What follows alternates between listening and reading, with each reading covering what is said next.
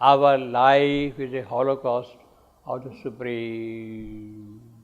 Because the Supreme has sacrificed himself or herself, that we are present here. He has made a great sacrifice, a holocaust. He has completely opened himself out to this possibility. Our life is a holocaust to the Supreme, the great World Mother. The Supreme is the World Mother. He is defining here now. Supreme could be, of course, the absolute power, Supreme Higher. But here he is defining World Mother. By her sacrifice has made her soul and body our state. Because of her sacrifice, she has given up her royalty, her greatness, her grandeur, her majesty, her power, and plunged into this inconscient world.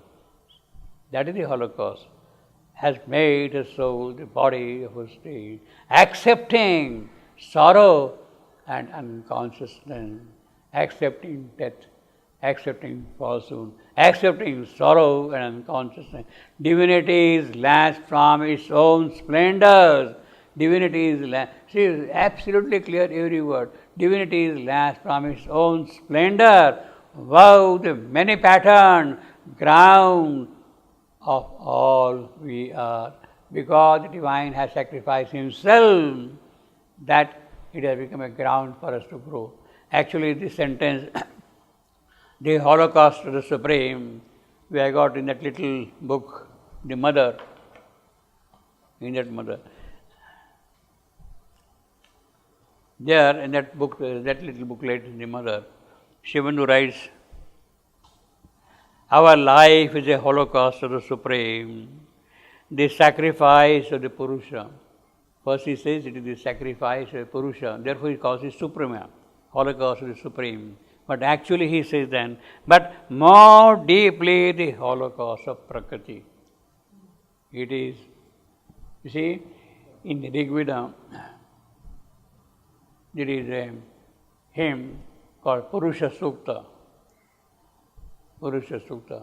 How the Divine Supreme, the Supreme, sacrificed Himself and created this world. Purusha Sukta describes the sacrifice of the Purusha and then how the creation arose, you see. Purusha Sukta is a very elaborate, beautiful hymn, short one, absolutely powerful, you see, Purusha Sukta.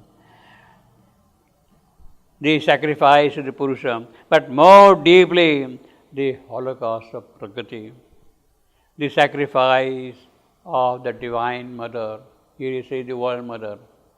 World Mother, because she is connected with the cosmic process here, or the world here. The Mother who is in charge of this operation here, she is the World Mother, not the Supreme Divine Mother. Made her soul the body of our state, accepted sorrow and unconsciousness. And then what happens? So that is the sacrifice of the Purusha, hymned by the Rig Veda, and add all of self is our mortality.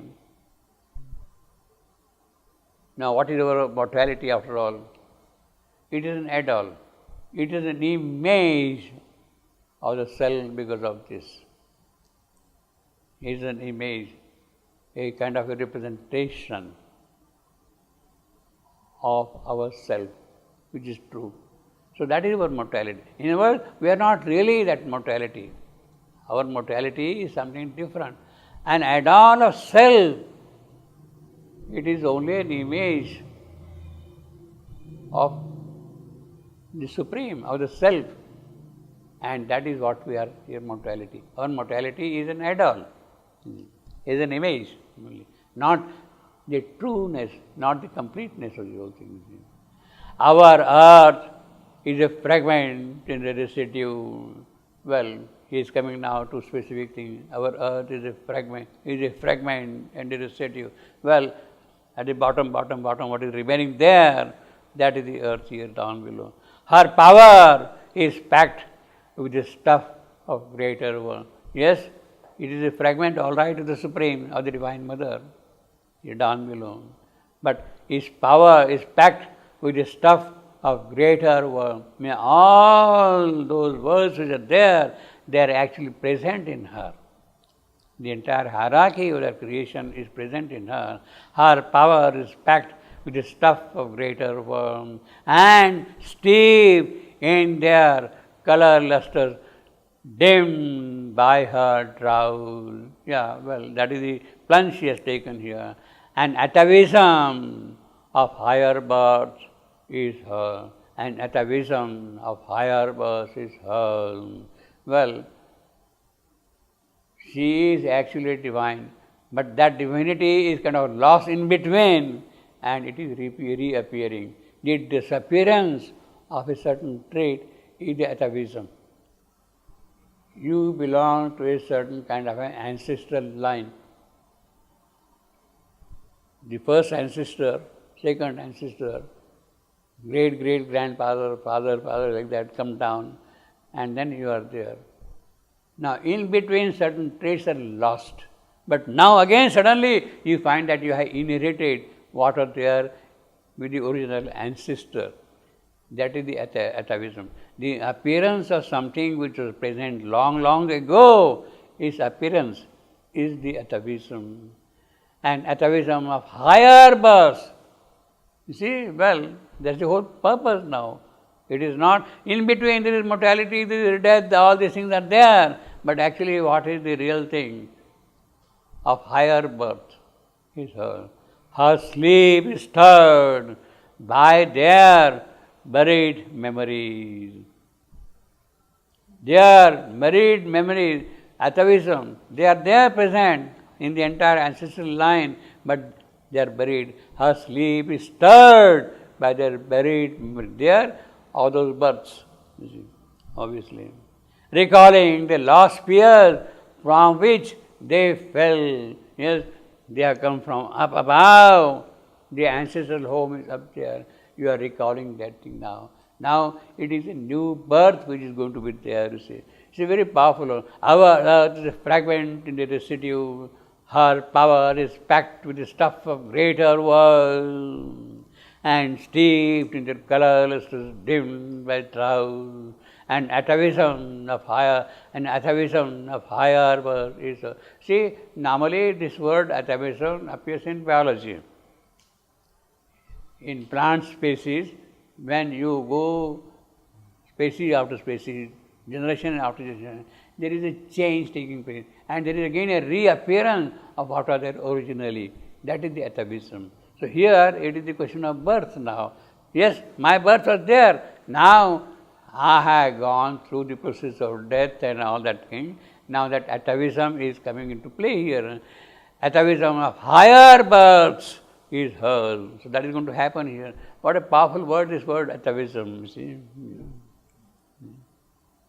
Her sleep is stirred by their buried memories. Those births are there and her sleep is stirred because means they are kind of egging her to come up, to rise, to grow up. Recalling the lost spheres from which they fell, were unsatisfied forces in her bosom, in earth, unsatisfied forces in her bosom, unsatisfied.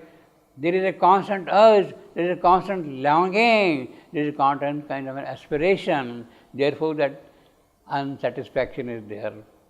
Unsatisfied forces, because there is a longing, there is a want, there is a wish, desire to do something. Therefore, unsatisfied forces. In her bosom move, they are constantly turning around. They are partners of her greater growing faith. Those forces are partners of her growing faith. And her return to immortality. You see, because of this atavism, return to immortality. The whole purpose is, yes, you are experiencing death today, but then you have to move towards immortality. They consent to share her doom and birth and death. They kindle partial gleam of the all who they those unsatisfied forces. They kindle partial gleams to the all and drive her blind, laborious spirit to compose a meager image of the mighty whole, a meager image of the mighty whole. You make only a small image of the mighty whole, you see. All these forces, all these operations are only for that. The calm and luminous intimacy within approves her work and guides the unseen power. The calm and luminous, this little divine who is present within us, so close to us, the intimate one who is there within us. It is He who approves all these works of the calm and luminous intimacy. That is the contact, that is the oneness we have with Him. The Divine Himself is present within us. Little Vishnu is present there. And if we get in contact with Vishnu, a miracle is wrought. He approves her work and guides the unseen power. I think we'll stop with that. Sabha?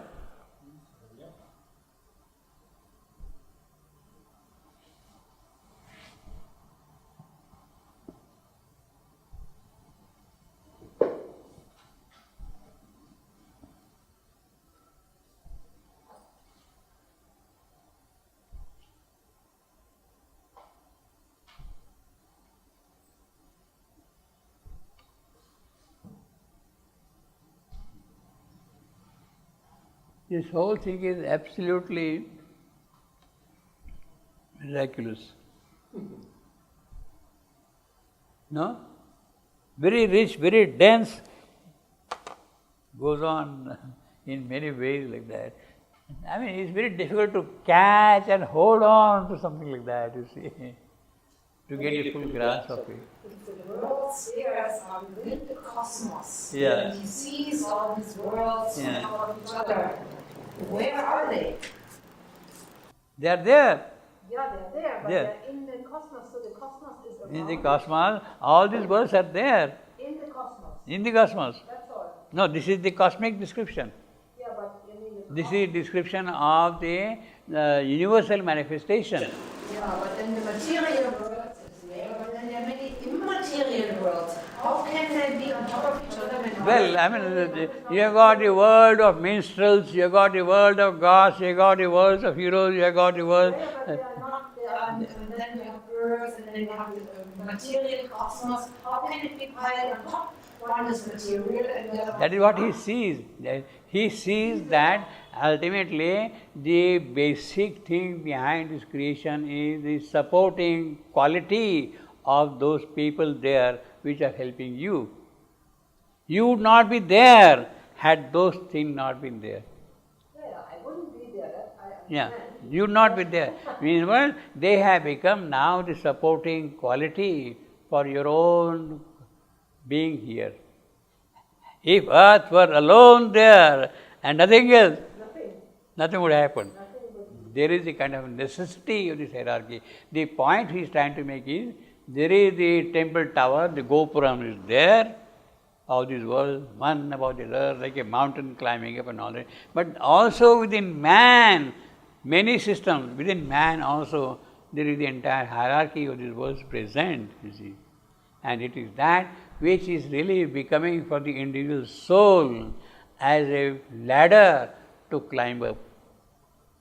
You come in contact with those things because they are present within you. Yeah.